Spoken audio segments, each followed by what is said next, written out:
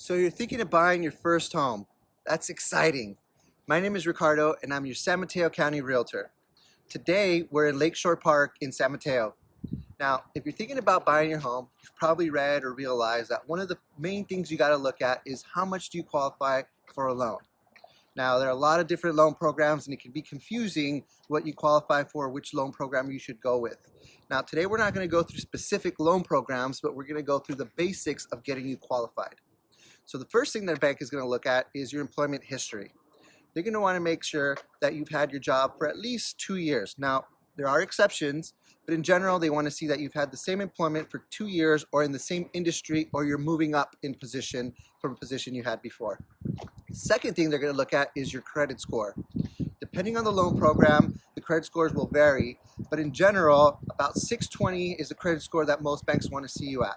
There are exceptions, will it go to 580, maybe even different, depending again on the loan program. Now, if your credit is less than that, don't worry, there are ways to fix that. We can help you fix that so that if you don't qualify now, we can do that in the future. The third thing the bank is going to look at is your debt to income ratio. Now, when they're considering debt, they're not looking at utilities, phone bills, and things like that. They're looking at credit card payments, loans that you may have, car payments, things like that. So if you take all of your debts and all your minimum payments and divide that by your gross income, if you're a W-2 earner, that is your ratio. If you're self-employed, then they're going to look at your net income instead of your gross.